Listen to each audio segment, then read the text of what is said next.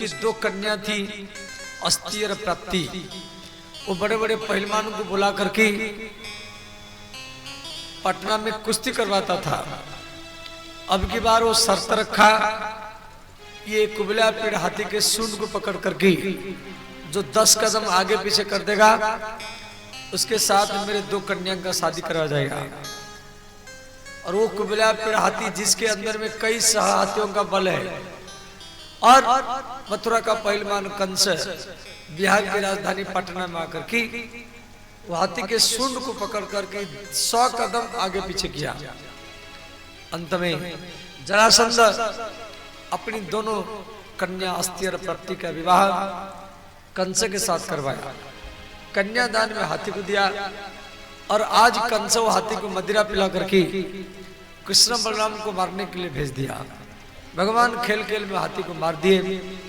उसके बाद में आखड़ा में पहुंचे। मेला के अंतिम दिन कुश्ती होगा, बड़े बड़े पहलवान सब आए हैं।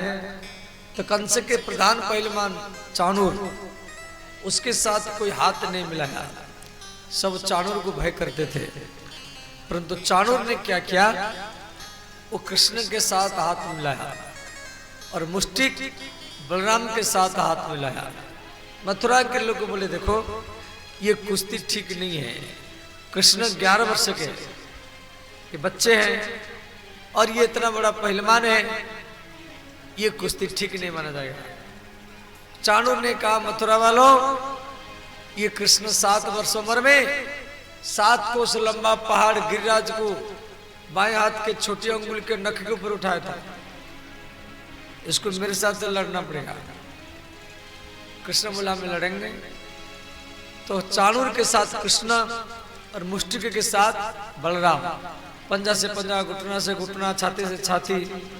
अंत में कृष्ण के हाथ से चाणूर का मृत्यु हुआ, बलराम के हाथ से मुष्टिक का मृत्यु हुआ और जितना पहलवान थे सब भाग गए। कंस ऊपर बैठा है, कंस बार बार चिल्ला रहा है कृष्ण बलराम को मार डालो, कौन है, मेरा आदेश जल्दी पालन किया जाए, ऐसे चिल्ला रहा है ऊपर बैठे बैठे। भगवान कृष्ण क्या किए, एक छलांग लगाए ऊपर। कंस भयभीत था, ऊपर से नीचे गिर गया। भगवान क्या किए, सारा ब्रह्मांड का वजन लेकर की वो कंस के ऊपर गिरे, उसका भी राम नाम सत्य हो गया। बोले श्री कंस मर्दन भगवान की जय। कंस के दोनों पत्नी अस्ति और प्राप्ति रोने लगी। भगवान कृष्ण समझाए, बोले मामी हमें मामा को मारे नहीं है, वो तो स्वयं ऊपर से गिर करके मरे हैं। और उसके बाद श्री कृष्ण उग्रसेन को राजा बनाए और फिर मथुरा की जेल में गए देवकी वसुदेव के पास। कृष्ण बलराम जब माता देवकी के चरण में प्रणाम किए, देवकी माता रोने लगी। क्यों? देवकी का जो दोनों हाथ वो पीछे से बंधा हुआ है। हाथ में हाथ कड़ी है, पैर में बेड़ी है। वसुदेव का हाथ कड़ी है, पैर में बेड़ी है। देवकी माता रोने लगी, जाजी 11-12 वर्ष के बाद मेरे पुत्र आए हैं, परंतु मेरा हाथ पैर बंधा हुआ है। ना मैं इनको एक माला पहरा सकती हूँ, ना आरती कर सकती हूँ, ना एक गिलास पानी दे सकती हूँ। भगवान कृष्ण समझ गए जे मेरे माता मुझे गोदी में लेना चाहती है। तो जो जेलर थे कृष्ण उसको बोले, भैया मेरे माता पिता के हाथ में जो हाथकड़ी है उसकी चाबी किसके पास? अब चाबी जिसके पास था वो भी भाग गया। जब चाबी नहीं मिला, भगवान लोहे की छेनी लाए, हाथुड़ी लाए, हाथकड़ी को काटे और पैर के बेड़ी को भी काटे। भागवत में दिया गया है, मातरम पितरम चैव मोचयित्वा बंधनात्। बंधन से माता पिता को मुक्त किए। उसके बाद में गर्गाचार्य जी के पास उग्रसेन को भगवान मथुरा के राजा बनाए और गर्गाचार्य के पास में इनकी बाल कटवा गया कृष्ण बलराम का। उसके बाद में श्री कृष्ण नंद बाबा तो वृंदावन चले गए। श्री गर्गाचार्य जी बोले आपको विद्या अध्ययन करने के लिए उज्जैनी नगर जाना पड़ेगा। तो कृष्ण और बलराम मथुरा से उज्जैनी नगर में पहुंचे। उज्जैन में श्री गुरु संदीपनी के विद्यालय में जा रहे हैं। तो रास्ता में एक विद्यार्थी रो रहा था। कृष्ण रथ से उतर करके विद्यार्थी को बोले भैया आप क्यों रो रहे हैं? विद्यार्थी ने कहा मेरे चरण में कांटा चुभा हुआ है, गुरुजी हाजिरी भर रहे होंगे।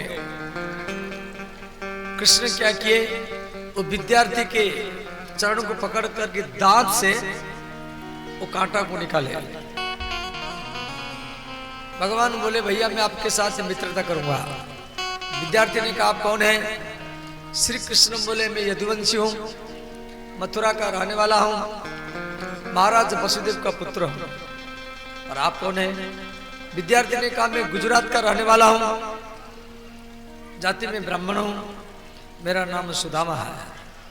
भगवान कृष्ण सुदामा के साथ वहीं पर मित्रता किए। और कल आप लोग इस सुदामा की चरित्र विस्तार से श्रवण करेंगे। भागवत में सुदामा का चरित्र है। भगवान श्री कृष्ण बलराम 64 दिन में 64 प्रकार के विद्या अध्ययन किए।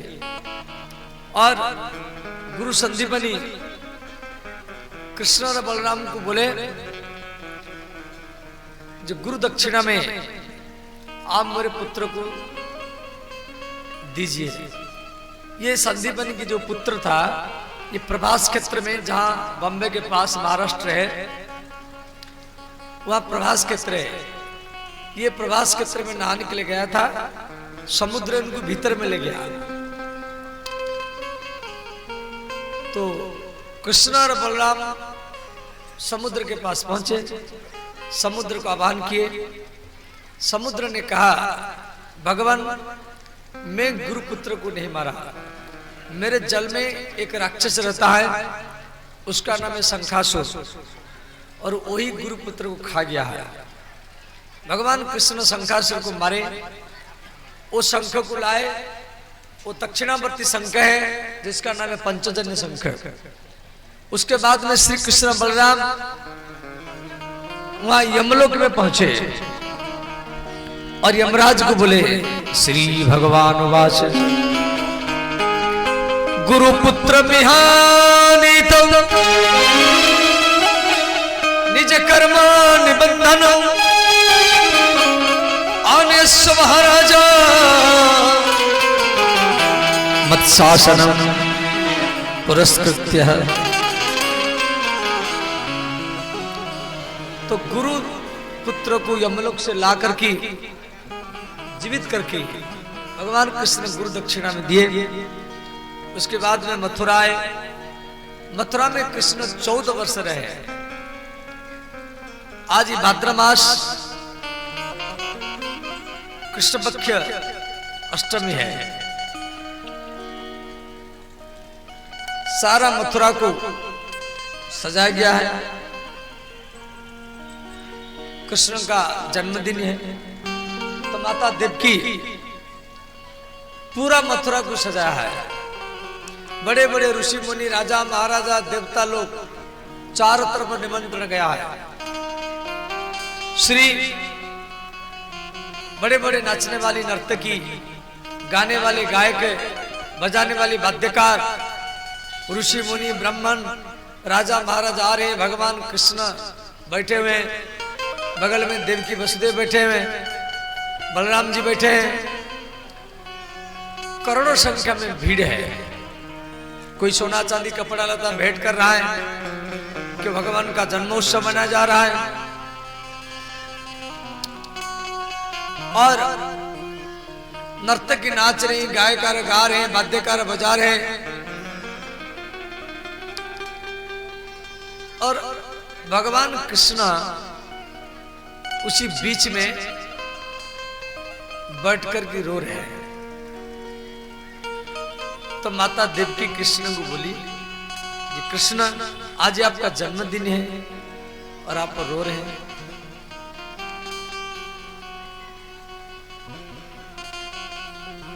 तो श्री कृष्ण बोले, हे माता, बड़े बड़े राजा महाराजा ऋषि मुनि देवता लोग सब आए हैं। तो चारों तरफ निमंत्रण भेजा है, सब आए हैं, परंतु इन भीड़ में मैं यशोदा मैया को ढूंढ रहा। जब मेरे मैया यशोदा यहाँ पर नहीं आई है, वो मेरा जन्मोत्सव कैसे मनाती होगी। इस प्रकार सोचकर कृष्ण रोने लगे।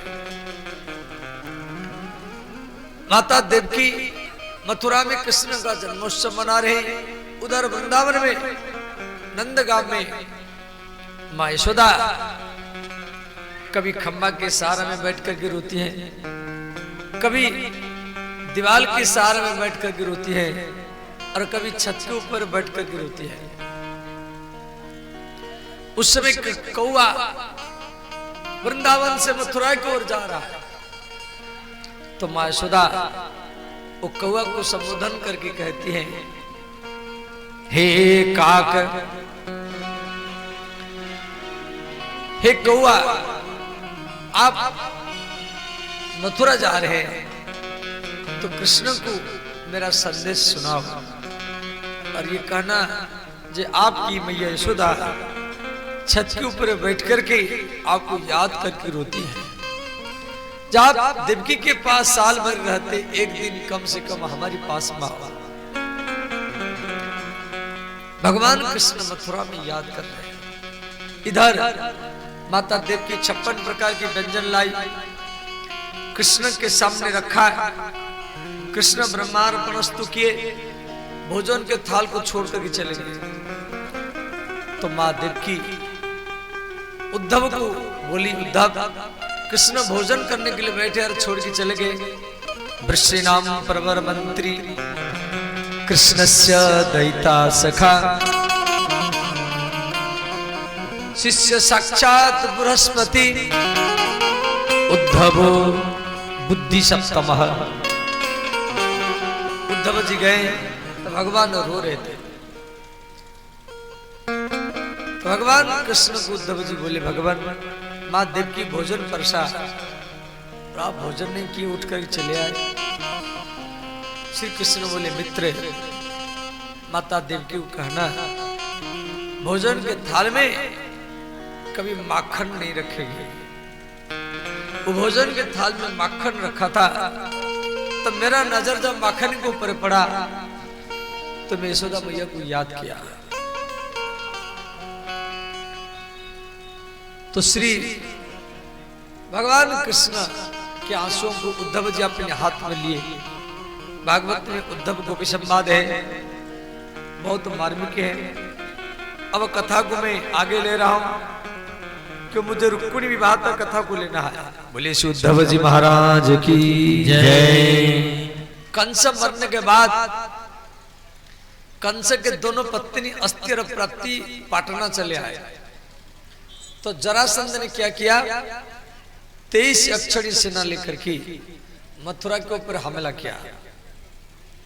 भगवान कृष्ण जरासंध के सारा सेना को मार दिए, केवल जरासंध को छोड़ दिए। इस प्रकार जरासंध 17 बार मथुरा के ऊपर हमला किया, और प्रत्येक बार यह हार करके आता था। बलराम ने कृष्ण को बोले, कन्हैया आप जरासंध को क्यों छोड़ देते हैं? कृष्ण बोले, भैया मैं इसलिए छोड़ देता हूं, ये सारा पृथ्वी में जितना आतंकवादी, भ्रष्टाचारी, व्यभिचारी करने वाले जितना सब, उन सबको इकट्ठा करके मथुरा लाता है, और हम यहाँ बैठे बैठे मारते रहेंगे, कहाँ जाके ढूंढेंगे? इसीलिए मैं जान के छोड़ देता हूं। अब की बार जरासंध ने क्या किया, यवनों के राजा काल यवन मुसलमान के राजा काल यवन को निमंत्रण दिया। ये मक्का मदीना में रहता था, अरब देश में, और ये भी चक्रवर्ती सम्राट था।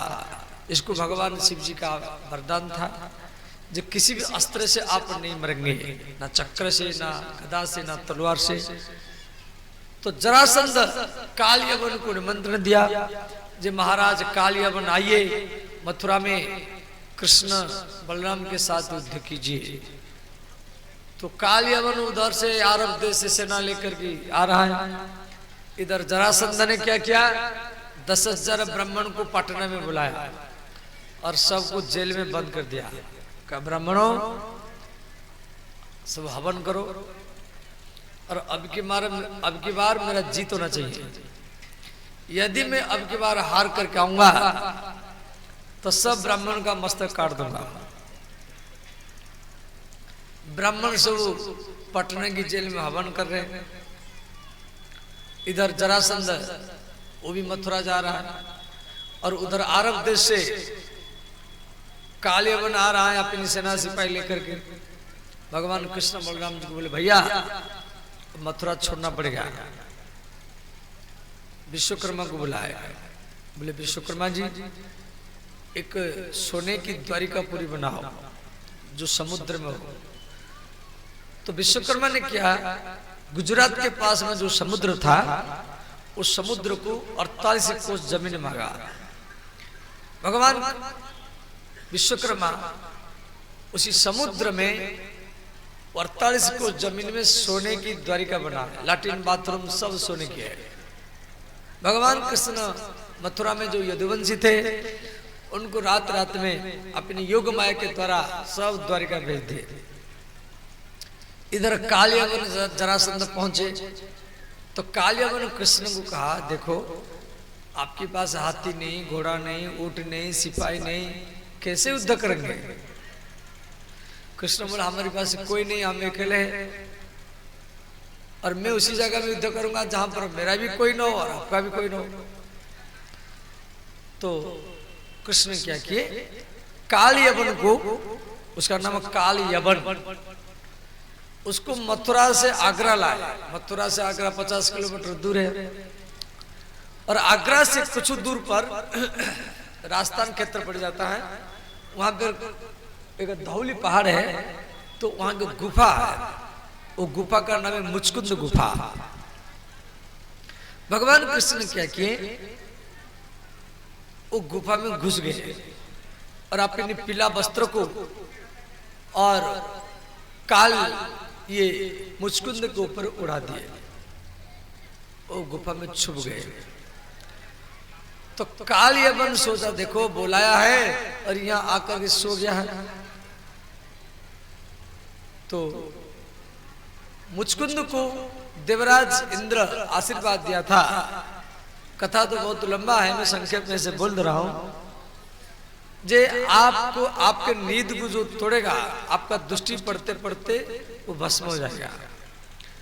तो भगवान कृष्ण को सब मालूम था। श्री कृष्ण ने क्या किया, मुचकुंद के ऊपर उड़ा करके छुप गए थे, और ये काले बन जाकर जो कई लात मारा, मुचकुंद का नींद टूटा, और मुचकुंद का नजर जब कालियाबन के ऊपर पड़ा और कालियाबन जल करके भस्म हो गया, राख ही बन गया। भगवान कृष्ण मुचकुंद को आशीर्वाद दिए कि कलियुग में और एक बार आपको जन्म लेना पड़ेगा। फिर वही मुचकुंद कलियुग में जूनागढ़ में भक्त नरसिंह के रूप में जन्म लिया। अब इधर बलराम जी जरासंध को नीचे दबा करके उसके छाती के ऊपर घुटना रख करके मुक्का मार रहे हैं। तो भगवान कृष्ण मथुरा में पहुंच गए और बलराम जी को बोले भैया क्या कर रहे हैं। बलराम जी बोले कन्हैया ये 17 बार हार करके गया है, अब की बार इसको मैं जीवित नहीं छोड़ूंगा।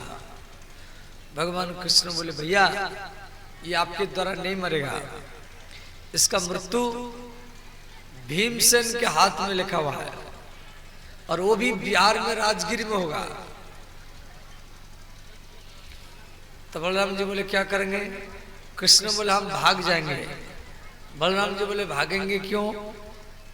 कृष्ण बोले भैया ये 10,000 ब्राह्मण को पटना के जेल में बंद करके आया है। यदि हार करके जाएगा तो ब्राह्मण का मस्तक काट देगा, इसलिए हम हारेंगे, इसको जिताएंगे। और हमारी हारने से हम संग्राम मैदान छोड़ के भाग जाएंगे, और हमारी हारने से यदि 10,000 ब्राह्मण जीवित हो जाते हैं, वो सबसे बड़ा जीत ही माना जाएगा। भगवान कृष्ण ब्राह्मणों को बचाने के लिए संग्राम के मैदान से भाग गए, इसलिए कृष्ण का नाम पड़ा रणछोड़। बोले श्री रणछोड़ भगवान की जय। जो राजस्थान में रणछोड़ भगवान का बहुत बड़ा मंदिर है। रणछोड़, रण माने संग्राम का मैदान, संग्राम का मैदान को छोड़ करके भाग गए, इसलिए भगवान का नाम पड़ा रणछोड़। और श्री कृष्ण बलराम द्वारिका में पहुंचे। बलराम जी 26 वर्ष के हो चुके हैं कि भगवान कृष्ण वृंदावन में 11 वर्ष रहे, मथुरा में 14 वर्ष रहे। तो श्री रेवत नाम के राजा थे, इनकी कन्या के नाम है रेवती। ये सत्ययुग के थे। ये ब्रह्मा जी के पास गए, बोले मेरे कन्या के लिए कोई वर नहीं मिलता है। तो श्री ब्रह्मा जी बोले सत्य युग त्रेता युग सब बीत गया, द्वापर युग का अंतिम समय आ गया, भगवान कृष्ण बलराम के रूप में अवतार लिए हैं, आप अपनी कन्या को ले जाओ, बलराम जी के साथ शादी कराओ। रेवत महाराज रेवती को ब्रह्मलोक से पृथ्वी पर लाए। रेवती सत्य युग की है, वो 21 हाथ की है, त्रेता के लोग 14 हाथ के हैं, द्वापर के लोग 7 हाथ के हैं, कलयुग के लोग 5 हाथ के हैं। तो भगवान बलराम तो 7 हाथ के थे। तो बलराम जी क्या किए, रेवती को अपने बराबर किए, वो हल को उनके सिर पर रखे, तो 7 हाथ के बना दिए। इस प्रकार रेवती के साथ बलराम जी का विवाह हुआ। बोले श्री रेवती रमण भगवान की जय। कुंडिनपुर में भीष्मक नाम का राजा थे, इनकी बेटी की नाम है रुक्मिणी। रुक्मिणी बहन का नाम है और भैया का नाम है रुक्मी। तो रुक्मिणी का भाई रुक्मी शिशुपाल को निमंत्रण दिया, जब महाराज शिशुपाल आप बारात लेकर के आइए और हम अपनी बहनी रुक्मिणी का विवाह आपके साथ कराएंगे। तो शिशुपाल के बारात में मगध के राजा जरासंध और हस्तिनापुर के राजा दुर्योधन और बाणासुर और उनका जितना सब सेना सिपाही हाथी घोड़ा सब लेकर गए। इधर रुक्मिणी, जो रुक्मी का बहन, भैया का नाम है रुक्मी और बहन का नाम है रुक्मिणी, पिता का नाम है भीष्मक महाराज। तो भीष्मक महाराज की कन्या रुक्मिणी, वो भी एक पत्र लिखा, उसमें 7 श्लोक है। सुत्वा गुणान भुवनम सुंदरम सुनमतांते, और पत्र में पहला श्लोक अर्थ है, हे भुवन सुंदर, मैं यदि आपको नहीं देखा परंतु मैं नारद जी के मुख से आपके बारे में सुना हूं, तब से मैं प्रतिज्ञा की हूं आपके साथ विवाह करने के लिए, परंतु मेरे भाई मेरा पिता मेरा साथ दे नहीं रहे। वो शिशुपाल को बुला रहे और मैं शिशुपाल के साथ शादी नहीं करूंगी। ये शिशुपाल कौन है? ये रावण है। रावण ही शिशुपाल के रूप में आए हैं, भगवान राम कृष्ण के रूप में आए हैं, वैकुंठ के मालकिनी महालक्ष्मी रुक्मिणी के रूप में आई है। तो पत्र रुक्मिणी एक ब्राह्मण को दिया, ब्राह्मण द्वारिका में पहुंचा, भगवान कृष्ण ब्राह्मण को रथ में बैठाए, वो कुंडिनपुर में पहुंचे। रुक्मिणी के पिता को भी मालूम पड़ गया कि द्वारिका से भगवान कृष्ण आए हैं मेरे बेटी का विवाह देखने के लिए। इधर विवाह मंडप में दुल्हा बैठा है, ब्राह्मण बार बार चिल्ला रहा है, दुल्हन को जल्दी लाओ जल्दी लाओ, परंतु राजकुल की मर्यादा है, कोई भी राजकन्या विवाह मंडप को जाने से पहले भगवती माता दुर्गा का पूजा करने के लिए जाएगी।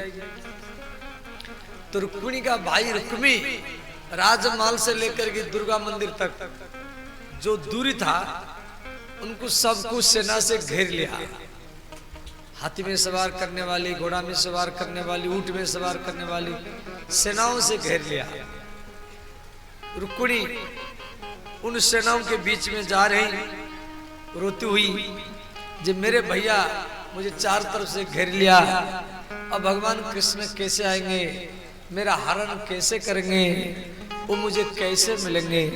रुक्मिणी मंदिर में जाकर के रोने लगी और माता दुर्गा के चरण में प्रणाम की और हाथ जोड़ करके वो स्तुति करने लगी।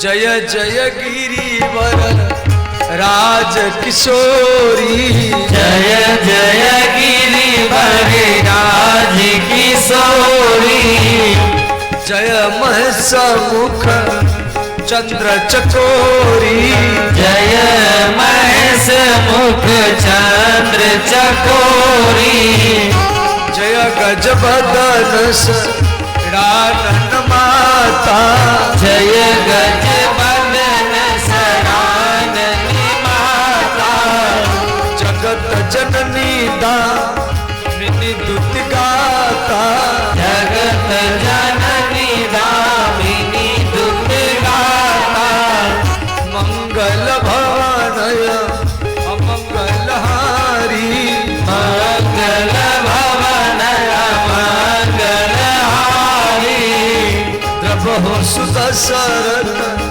अजीर बिहारी, नमो सुदशरथ अजीर बिहारी।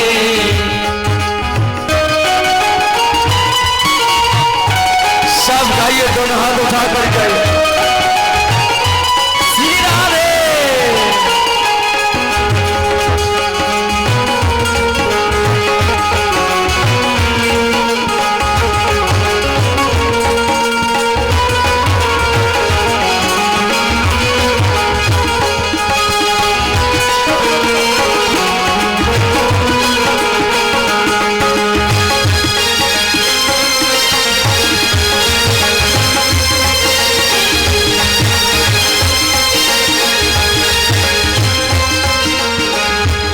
देवी रुक्मिणी मंदिर में माता दुर्गा के सामने रोने लगी।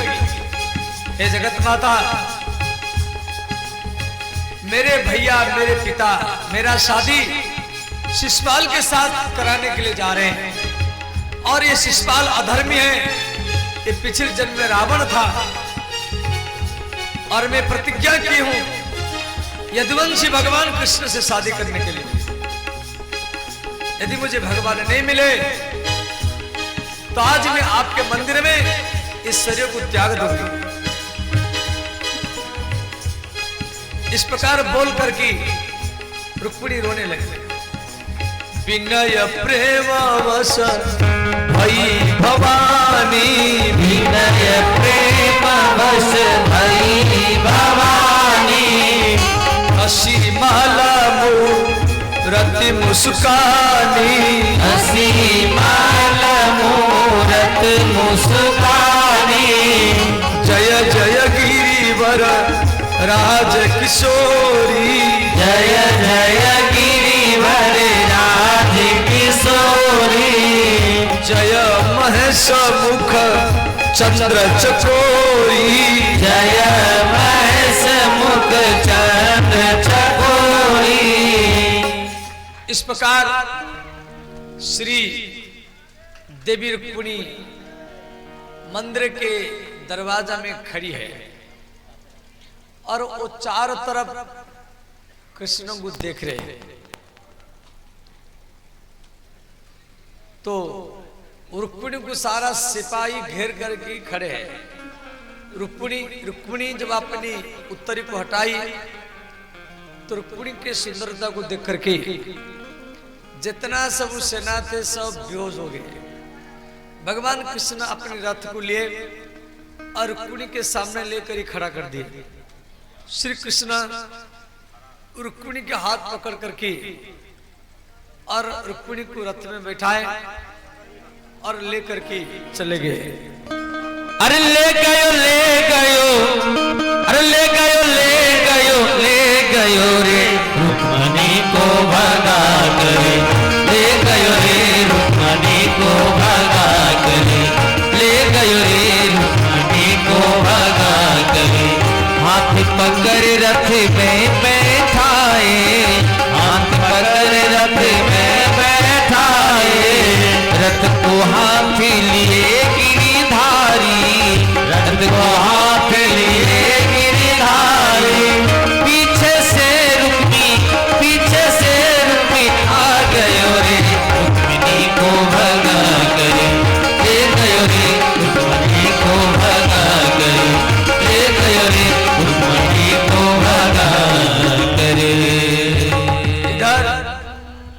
भगवान कृष्ण रुक्मिणी को लेकर के चले गए।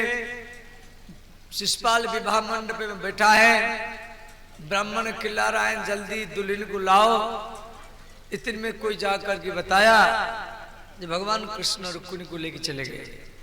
तो रुक्मिणी का भाई शिशुपाल को समझाया का मित्र मत रोइए, हम जा रहे हैं अपनी बहन को लाने के लिए।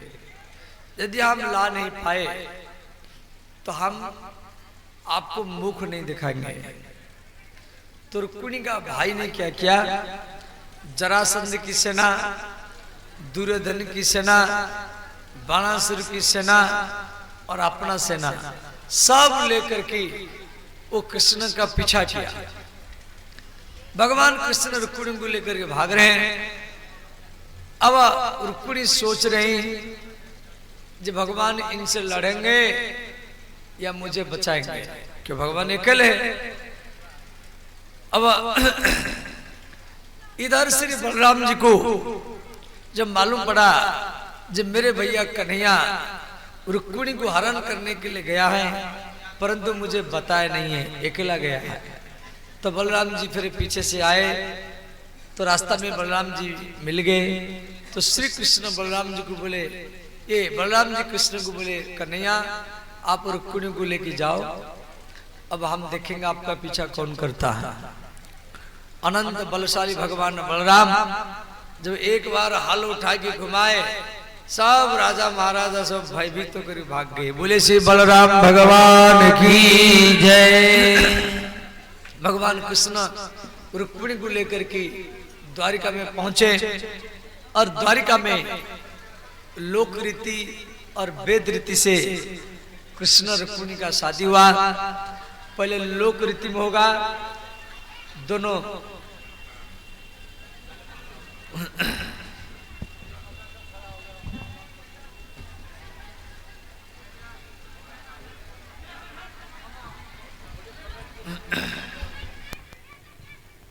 बढ़िया, आगे वाले बढ़िया, ये माता जी लोग, ये भगवान का विवाह होगा। अभी हम सभी वरमाला का दर्शन कर रहे हैं, फिर वेद मंत्र के द्वारा विवाह होगा और कन्यादान भी होगा। सभी को शांति बना करके बैठे रहे।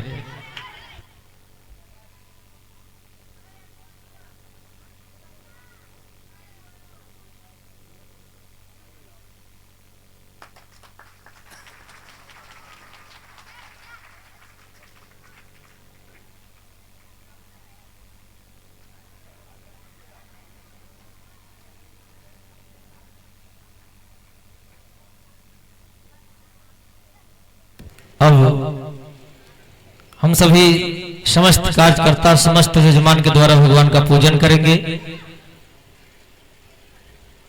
सभी कार्यकर्ता लोग मंच वाले खड़े हो जाएंगे, हमारे यजमान जी आवे और भगवान का पूजन करें।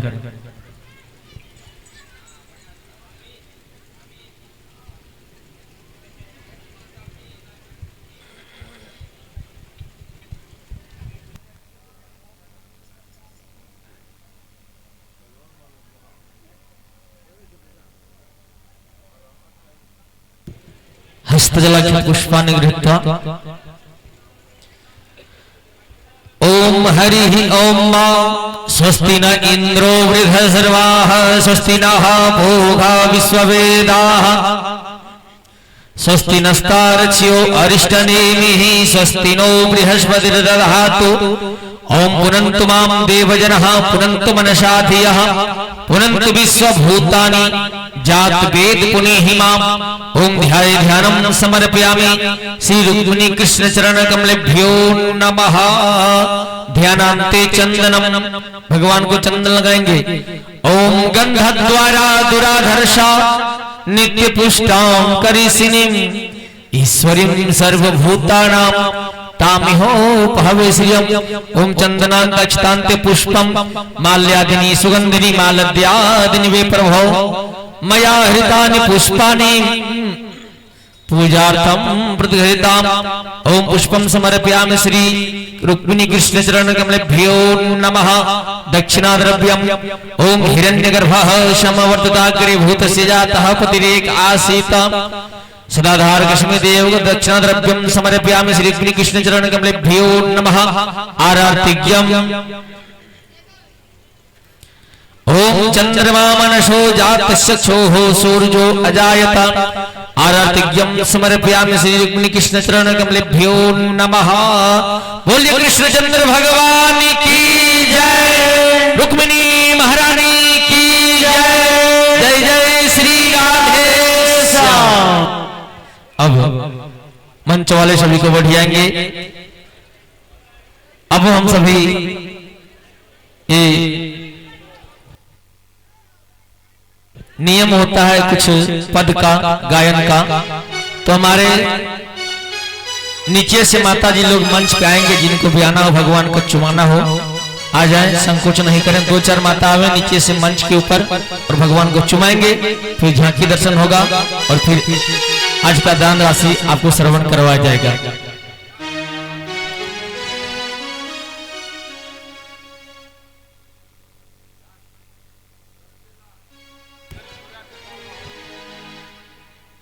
कल का जो प्रभात फेरी होगा, जितना भी टोला मोहल्ला शेष बच चुका है, इसी पंडाल से पश्चिम रोड में जो घर है टोला है, और जितने भी टोला मोहल्ला इस पामा में है, कल दिन भर प्रभात फेरी होगी।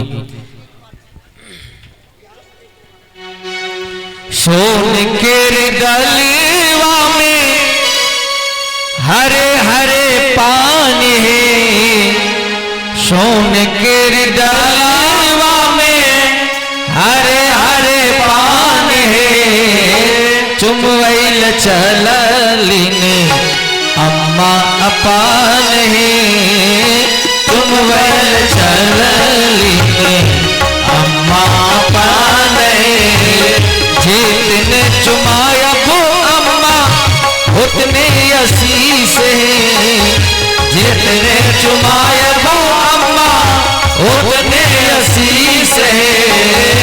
जियो ये दुल्हा दुल्ही लाखों बरिस है, जियो ये दुल्हा दुल्ही